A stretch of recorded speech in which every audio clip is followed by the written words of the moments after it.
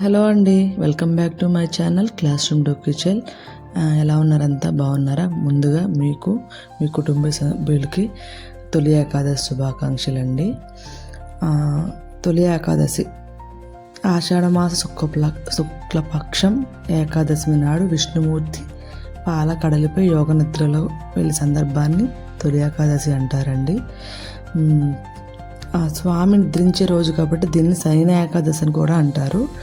ఈ తొలి ఏకాదశి రోజు మాకు అటు సైడ్ ఈస్ట్ గోదావరి వెస్ట్ గోదావరిలో స్వామికి నైవేద్యంగా కుడుములు అనేది ప్రిపేర్ చేస్తామండి. అవి ఎలా చేస్తారో ఇప్పుడు చూద్దాము. ఆయనకి కుడుములు అంటే ఇష్టం అంట బాగా. ఫస్ట్ తొలి పూజ ఇదే కాబట్టి ఆ స్వామికి ఇష్టమైన నైవేద్యం పెట్టాలని మాకు అటు సైడ్ కుడుములు తయారు చేస్తారు. మార్నింగే లేచి ఫ్రెష్ అయ్యి ముగ్గు వేసుకొని స్వామి దగ్గర క్లీన్ చేసుకొని ఇవన్నీ మా చెట్టు పువ్వులండి. మా పెరట్లో కొన్ని చెట్లు ఉన్నాయి, పువ్వుల మొక్కలు. ఇలా పువ్వులు కోసుకొని, అంటే కొన్ని రకాలు ఉన్నాయి పువ్వులు కోసుకొని, అన్ని తెల్ల పువ్వులు, ఎరుపు పువ్వులు, ఇలా కొన్ని పువ్వులు ఉన్నాయి. ఇంకా తులసి దళం, స్వామివారికి తులసి దళం అంటే చాలా ఇష్టం కదా, తులసి దళాలు కూడా ఉన్నాయి. అవి కూడా కోసి మార్నింగే కొంచెం దేవుడికి ఇష్టమని ఉండ్రాళ్ళు చేద్దామండి. అంటే కుడుములు, కొంతమంది ఉండ్రాళ్ళు అంటారు, కొంతమంది కుడుములు అంటారు. కుడుములు చేద్దామని అన్నీ ఏర్పాటు చేసుకున్నానండి.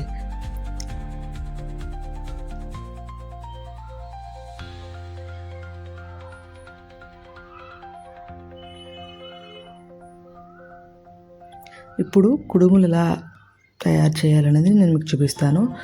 1 కప్పు రవ్వకి 3 కప్పులు వాటర్ అనేది తీసుకోవాలండి. నేను కొంచెం మెత్తగా ఉంటే బాగుంటాయని నేను 3 కప్పులు వాటర్ అనేది తీసుకున్నాను. అట్లా తీసుకుంటేనే కొంచెం కుడుము అనేది మెత్తగా ఉంటుంది.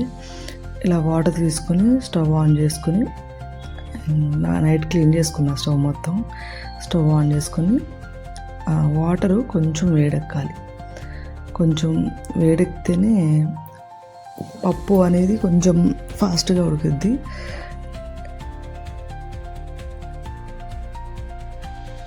స్టవ్ ఆన్ చేసి దానిపైన గిన్నె పెట్టారండి. తర్వాత కొంచెం వాటర్ హీట్ ఎక్కిన తర్వాత శనగపప్పు, మేము ఎక్కువ శనగపప్పు వేస్తాం. అందులో కొంచెం ఎంత అంటే ఒక 3 to 3 స్పూన్స్ ఆఫ్ శనగపప్పు వేయాలి.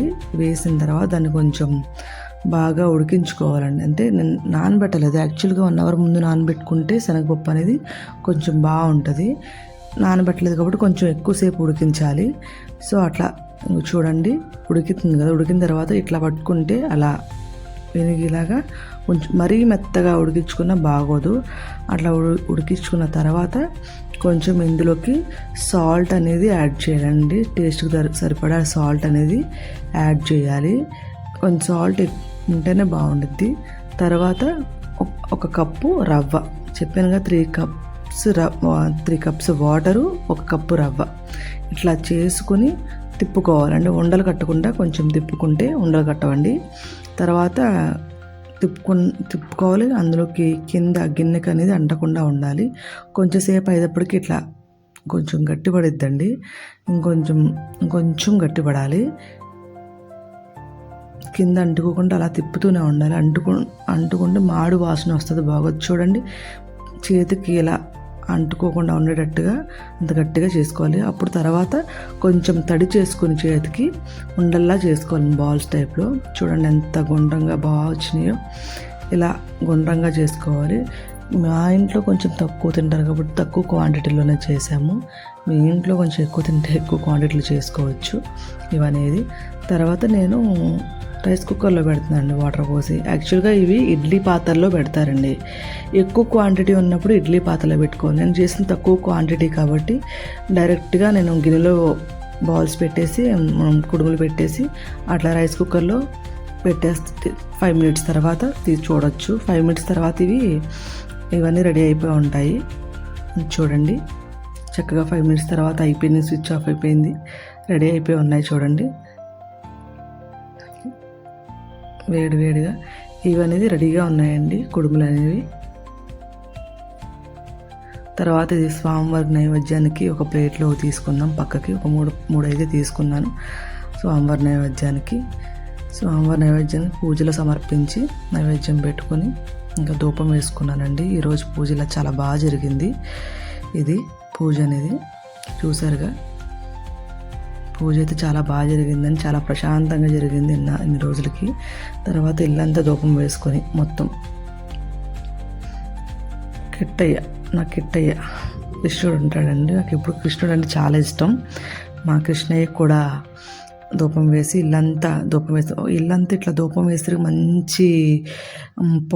మంచి ఎనర్జీ అనేది మనకి వస్తుందండి. నెగిటివ్ ఎనర్జీ పోయి పాజిటివ్ ఎనర్జీ అనేది వస్తుంది. ఇది అండి ఈరోజు video. Please subscribe to my channel.